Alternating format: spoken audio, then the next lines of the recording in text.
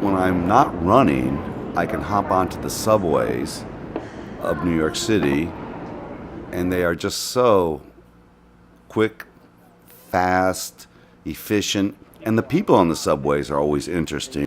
Greatest things on a subway. I used to rehearse in Jamaica, Queens, and had to take the F train from Jamaica, Queens into Brooklyn. So the F train is kind of express there, and also the E train, and it's one of the greatest places to sleep.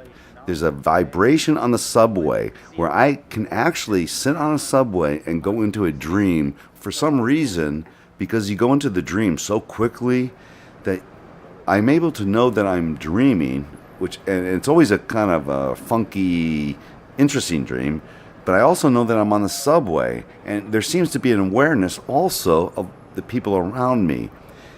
So it's kind of a blend between dreaming and reality, and there's some beauty of the vibration and the clickety-clack of those subways that I believe there's a magic in that.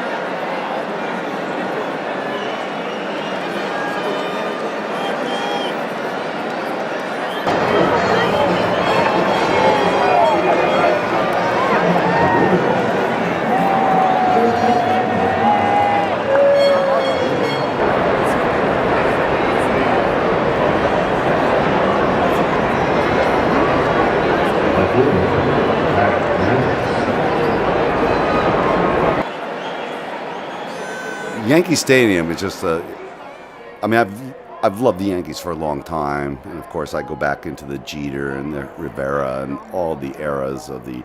It's not the Fab Four, whatever. It's Fab Five. You know, there was a catcher, Jorge Posada.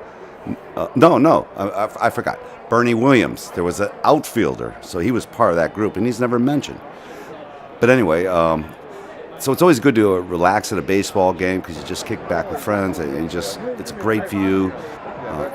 And actually, I'm not just a Yankee fan, though. I am a New York fan, so, you know, I believe in the city. When I was a kid, I grew up outside of Chicago. I was a Cubby and White Sox fan. I played a lot of baseball. I was a shortstop. But when I create my animations or whatever I'm creating on my screens, I have two screens, so I do like to have baseball on the other screen. It's a very soothing sport. There's some peacefulness to it. And then you have the sudden darts and dashes and the green grass. And it's the same thing when I go to the game. It feels like a picnic. And I think that's the really nice thing about going to the stadium is that there's a lot of great people around.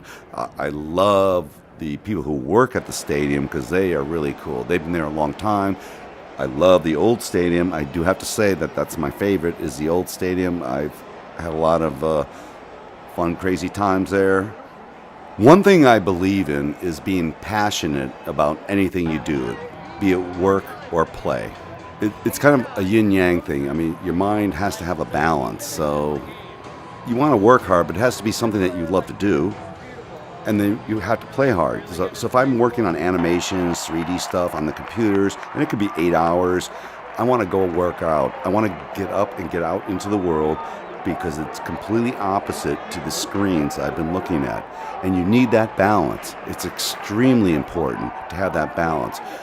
Work hard, play hard.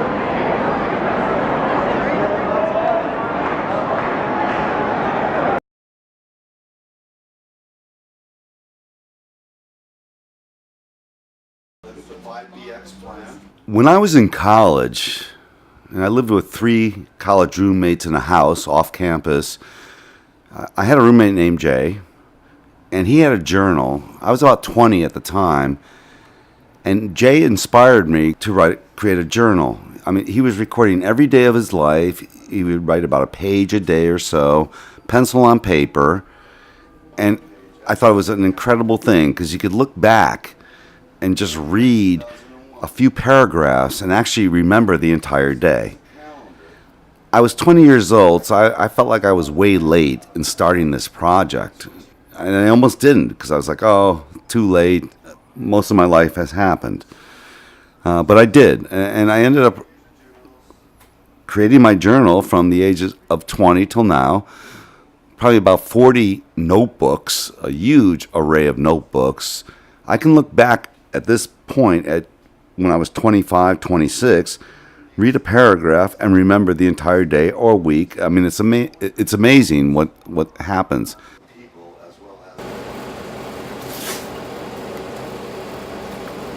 I spent many years writing in my notebooks, and I love notebooks. I love pencil on paper. I love sketching.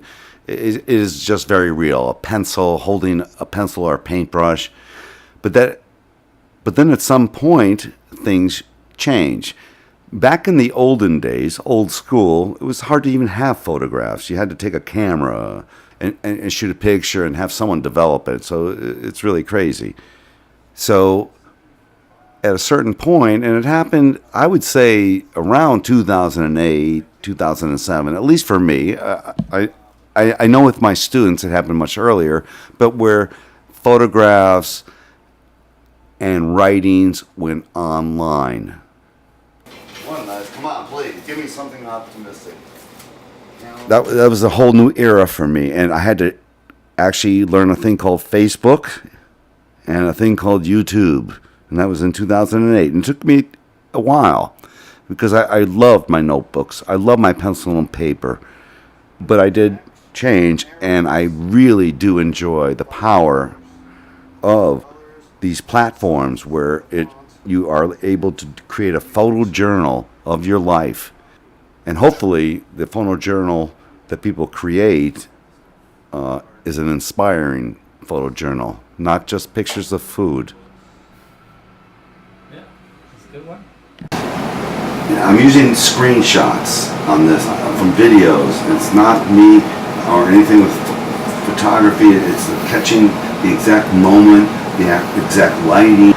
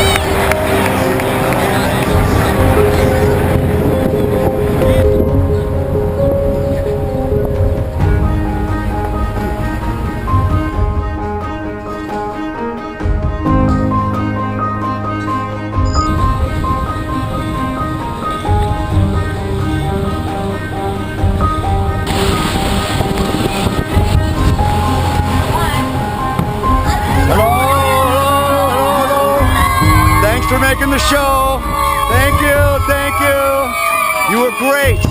It was all about you, all about you. Thank you, thank you, thank you, thank you. You're wonderful.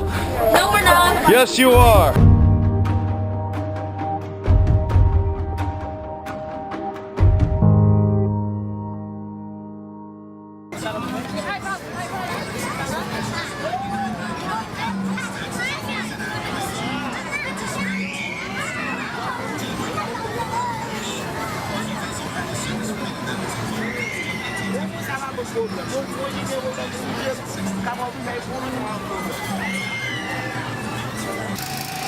That would be pretty wild.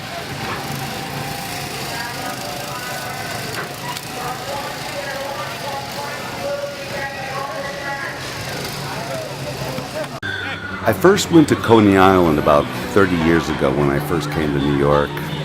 I don't even know how long I've been in New York, but a long time ago. I love Coney Island. I love the people, the location. So when I go to Coney Island, because it's like being in the 40s, it's kind of like reliving certain old fears, roller coasters and heights. I went on one with my father when I was about 7 years old. It was terrifying, but luckily he was a little overweight, and so he was able to hold me into the corner of the car safely. But anyway, approach your fears. You learn that in lucid dreaming. Like if the monster approaches you, you approach the monster if you're lucid in your dream because you want to solve the problem. And one of the greatest things with creativity is attacking your fears. In creativity, you're going against the grain. So if everyone agrees with what you're doing, you're not creative, all right? You have to have a lot of people disagree, and that's what's really important. And fears is a kind of a disagreement within your own mind.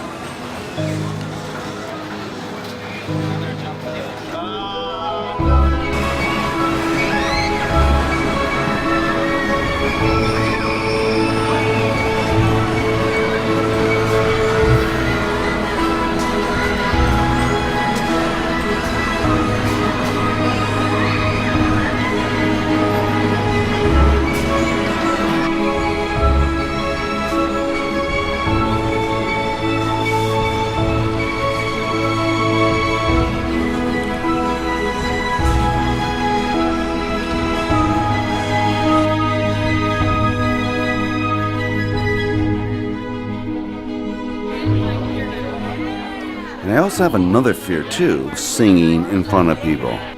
Let alone talking in front of people, singing at a club. And I faced those fears fairly recently. It was about a few years ago. And I actually sang at a club for the first time in my life. I was terrified. All right, Wally, you ready? No, I'm not. I'm telling you how excited I am. This man has never sung in public. Please, bear with me, bear with me, bear with me, bear with me. This is what open mic is about, folks. Yeah. It's getting it out. The man can drum with no problem. He can run with no problem. And now he's pushing his comfort zone. I love it. That's really cool. That's the first time I've ever done that song. Together with someone.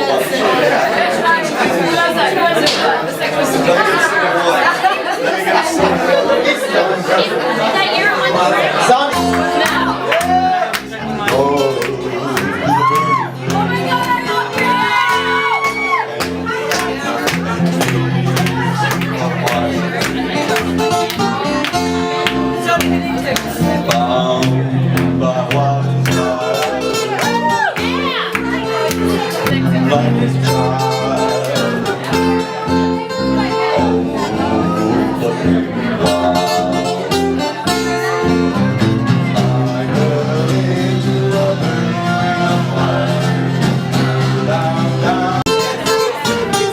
And I did it. And it changed me in that it just opened up. I have a goal to sing again, and I will. Probably at Montero's in Brooklyn on Atlantic Avenue. That is one of my goals. That's my next goal. And I will do it. Do I want to do it? Am I afraid? Yes. And that's why I want to do it.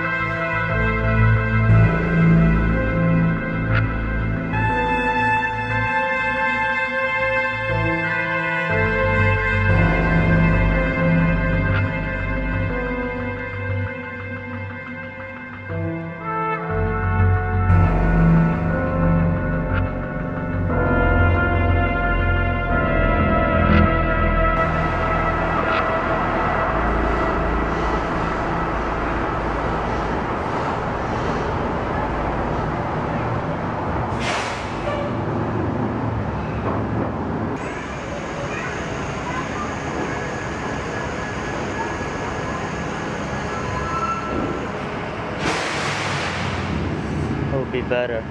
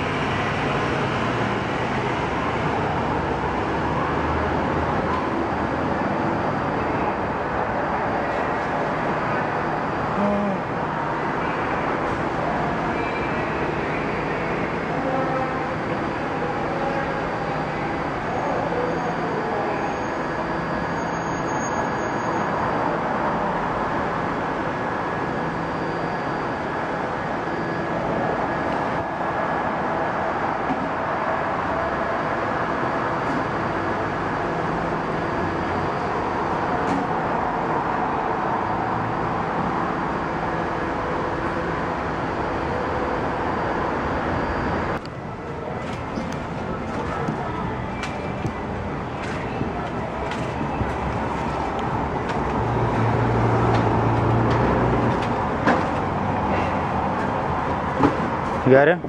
Yeah. Yeah, just watch my bike a second. I'm gonna grab something to drink. Can I? How many pounds is that? 10 pounds each. And you just run and walk? I had started running when I was about 19. I was inspired by my college roommate who was running a lot, and I ran my first. Actually, I ran my first quarter mile and then threw up. I couldn't believe it. I felt horrible, but I kept at it, and then eventually I grew to running 10 miles a day, whatever it was.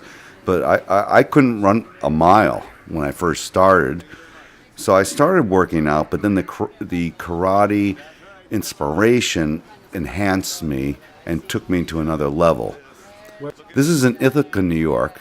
Well, it was actually, the gym was at my college. There was a sensei from Japan who was also studying at the college, and the school allowed him to open up his Japanese martial arts studio within the college. What their philosophy was is you have to have passion and circles and points when you are dealing with your opponent or life situations. You are striking a point. A point is like a goal. Now, when you are doing this, you're going to go through pain, obstacles, rejection, and counterattacks, much like life is. So in life and in fighting, because we're always fighting in life, life was not meant to be easy. So what you have to do is use circles, because that changes your perspective and vision of your moment. So in doing that, you are adjusting and able to react. The movement, and in movement, that takes effort. So you climb that steep mountain and then enjoy the vision once you reach the top, or even if you get close, or even if you try.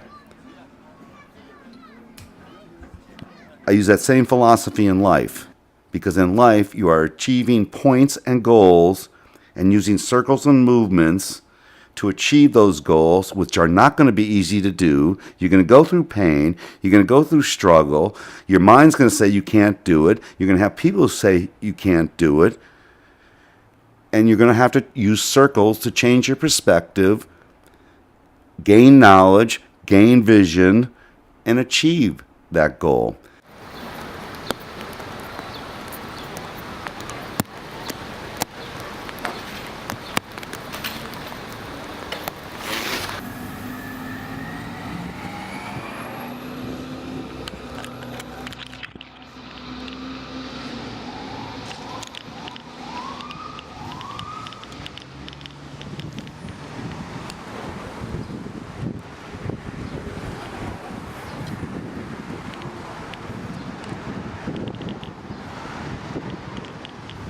I hope that people are inspired to create and face the challenge of learning, of doing things you could not do before.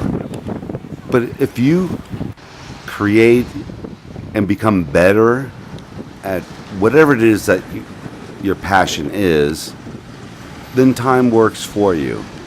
10 years ago, I really sucked at so many different things. I could not paint. I could not sketch. I was computer illiterate. I could not do anything. And I had a fear that I just could not do it. I was whatever I was. I was happy. I felt I couldn't do things. And then I faced my fear. And that's when I realized you can really do anything. You just have to get up and do it.